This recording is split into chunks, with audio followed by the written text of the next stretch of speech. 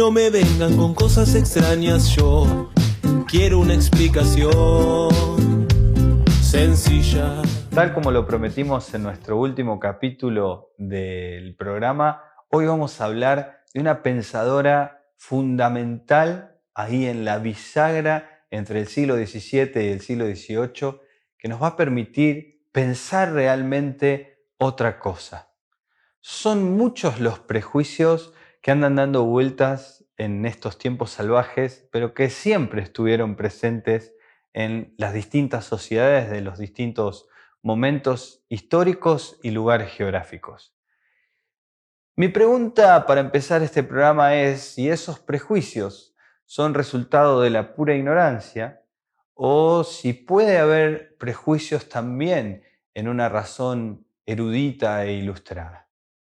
Mary Astle fue una pensadora feminista profundamente cristiana y vinculada a la filosofía y a la educación. Hoy, en Otra Cosa, vamos a romper un montón de prejuicios en torno a esta gran pensadora, pero en realidad en torno a un problema concreto de nuestro siglo XXI que tiene que ver con este supuesto enfrentamiento entre el mundo y el pensamiento cristiano y el mundo y el pensamiento feminista. Vamos entonces al próximo bloque a desarrollar las ideas de esta eminente pensadora británica. No me vengan con cosas extrañas, yo quiero una explicación sencilla. Cuando hablamos de mujeres filósofas en nuestro programa, nos gusta decir que son las grandes olvidadas de la historia de manual del pensamiento filosófico. Recién en los últimos tiempos se están rescatando estas figuras porque el movimiento de mujeres las puso en una primera plana, reclamando para ellas el lugar que se merecen. Sin embargo, con Mary Astle pasa algo que, a mi juicio, tiene que ver con la repetición de un prejuicio del que parecemos no querer salir, que tiene que ver con aquellos pensadoras que pensaron la vida y la realidad desde su cristianismo. Este es el caso de Mary Astle. Su cristianismo es un cristianismo bastante heterodoxo, lo que hace que nosotros la abracemos con más alegría. Pero, ¿de dónde viene esa formación? ¿Cómo hizo Mary Astle para entablar diálogo con las corrientes de pensamiento más innovadoras y novedosas de su tiempo, generando a la misma vez un pensamiento integrado y sintetizador? Lo vamos a ver en este bloque cuando te contemos que Mary Astle fue una mujer de una clase burguesa media de Inglaterra que nació en Newcastle y que vivió con su padre y madre hasta los 12 años cuando su padre falleció. Como era mujer, no tenía acceso a una educación formal, pero su tío era sacerdote anglicano. La iglesia anglicana es la iglesia de Inglaterra. Pero este sacerdote tenía problemas de alcohol y lo habían echado de la iglesia. Entonces se dedicó a transmitirle todo su bagaje cultural y su saber a su sobrina Mary desde que ella tenía 8 años. De esta manera, desde muy chica, la introdujo en el conocimiento de las letras y de la retórica y de la oratoria, y la puso en contacto con las ideas de Descartes y de los platónicos de Cambridge.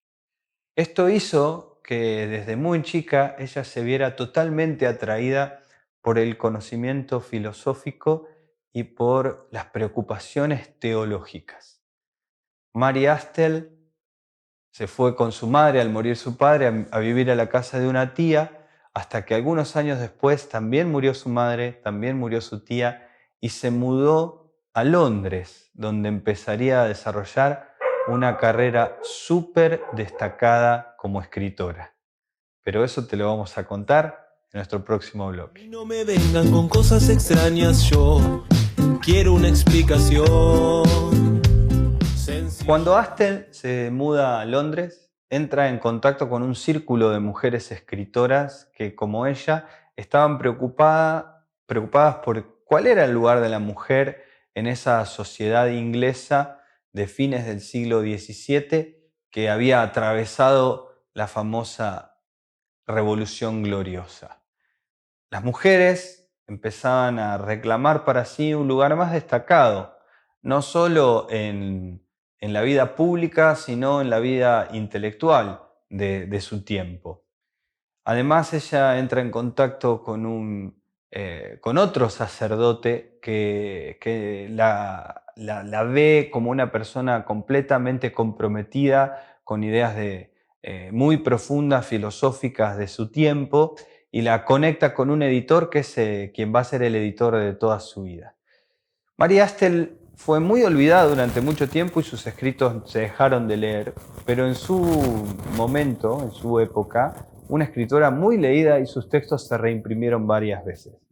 Los textos más conocidos de ella son dos. Uno que tiene que ver con una crítica, por decirlo así, al matrimonio, que vamos a desarrollar, y un llamado a las damas de su tiempo para levantarse contra ese sistema patriarcal que las oprime.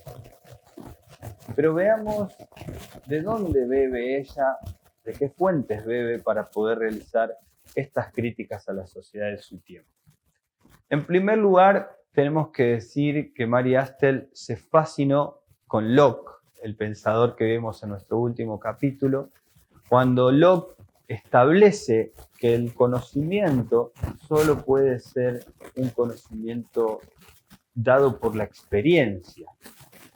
Tomando ese argumento, Mary Astel dice, la experiencia nos demuestra que si las mujeres no pueden desarrollar su capacidad, es simplemente porque no las dejan.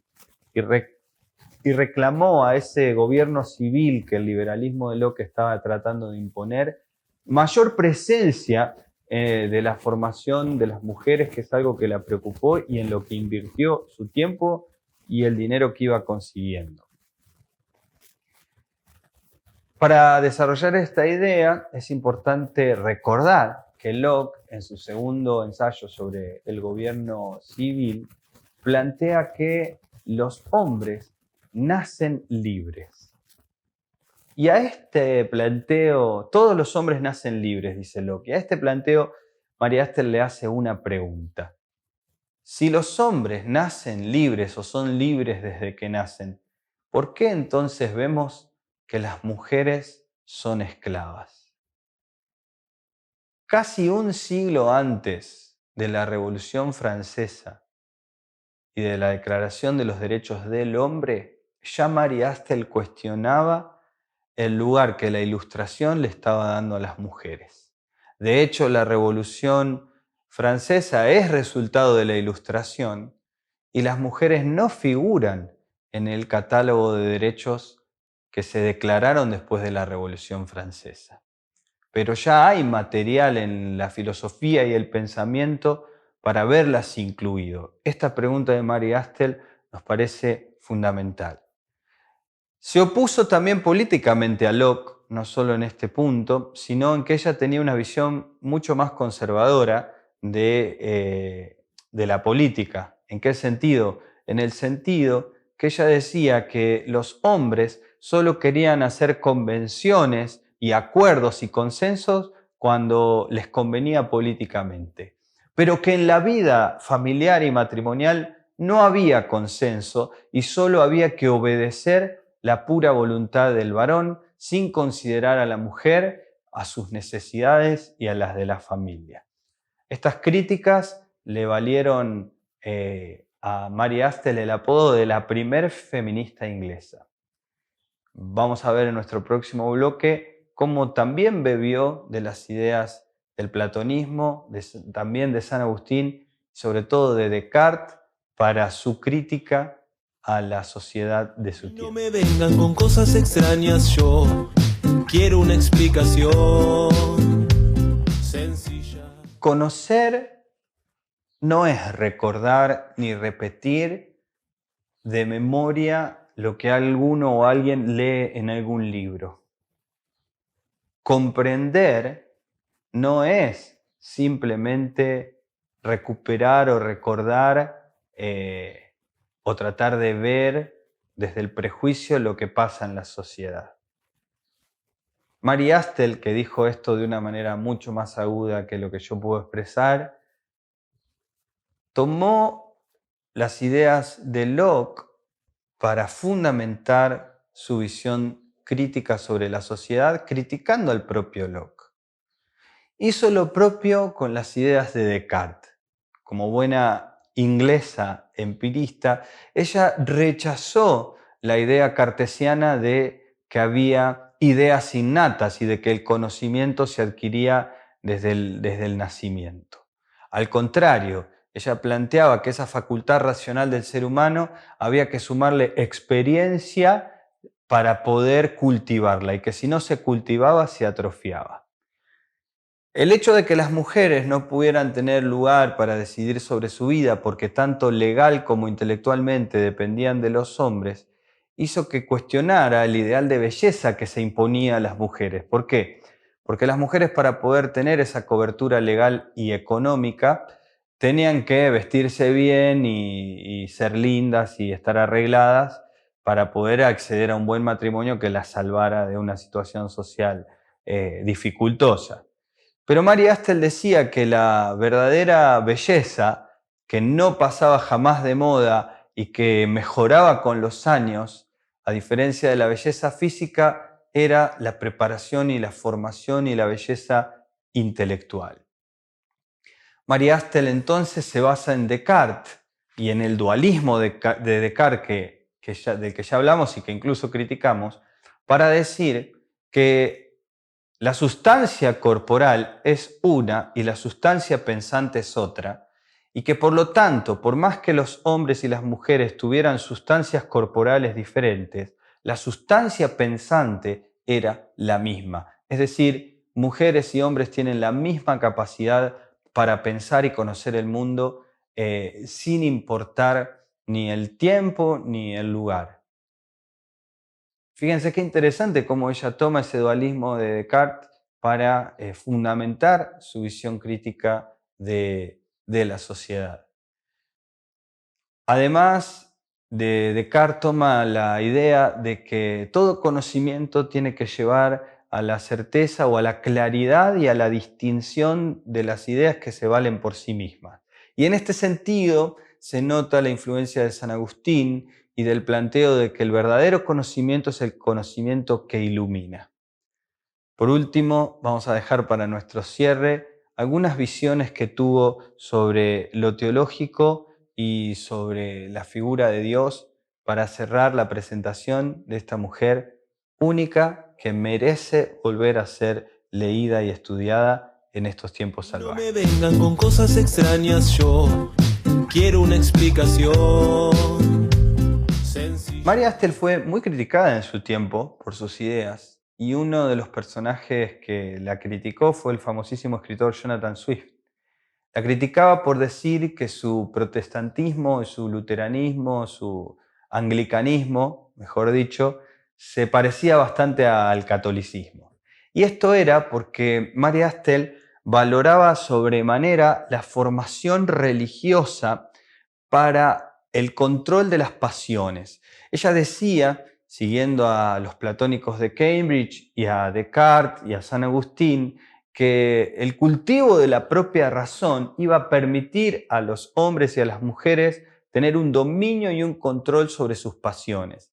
Y que lo más importante para poder generar igualdad de oportunidades entre hombres y mujeres era formar a las mujeres intelectualmente, y esa formación no puede ser solo desde un punto de vista racional, sino que también tenía que ser espiritual.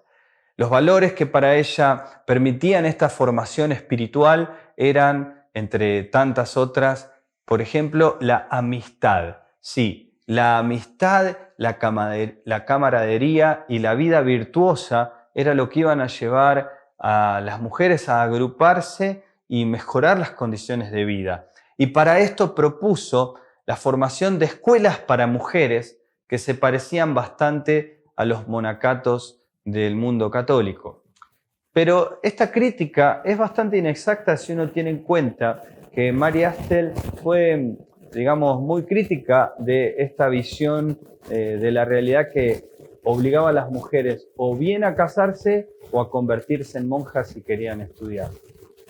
Como fue, por ejemplo, el caso de Sor Juana Inés de la Cruz, que ya lo vimos. No, Mary Astle decía que las mujeres tienen que estar lo suficientemente informadas como para poder decidir por sí mismas lo que quieren ser. Se casen o no se casen, vivan o no vivan una vida religiosa. Lo que sin duda no puede faltar es una formación religiosa, porque para ella Dios era la garantía de esta igualdad entre la capacidad de razonar de los hombres y de las mujeres. Con esto vemos que toda la Ilustración y todo el problema de la modernidad tiene en Dios un tema central, ¿sí? Es muy frecuente pensar que en esta época la sociedad empezó a secularizarse, que la cuestión teológica quedó completamente de lado. Contrario a ese prejuicio que tienen muchísimos eruditos muy bien informados, pero quizás mal formados, el tema de Dios, la fe, la religión y la espiritualidad es clave en cada uno de los siglos de la historia de la filosofía. Porque hay una dimensión del ser humano que tiene que ver justamente con esto, que no puede ser negada. Le agradecemos al movimiento feminista que haya rescatado estas figuras que nos permiten ver cómo esta contradicción que muchos quieren plantear entre cristianismo y feminismo, si revisamos un poco y conocemos un poco mejor la historia, no es tal. En estos tiempos salvajes pareciera que todo el mundo es enemigo de todo el mundo. Pero hay muchos prejuicios que son producto de una mala formación. En Otra Cosa nos proponemos justamente eso, plantear las mismas ideas de siempre desde otro lugar para tratar de entender un poco mejor nuestros tiempos salvajes. Te esperamos para una próxima edición en donde vamos a abordar a otros empiristas británicos de la Ilustración británica que nos van a seguir volando la cabeza para pensar otra cosa.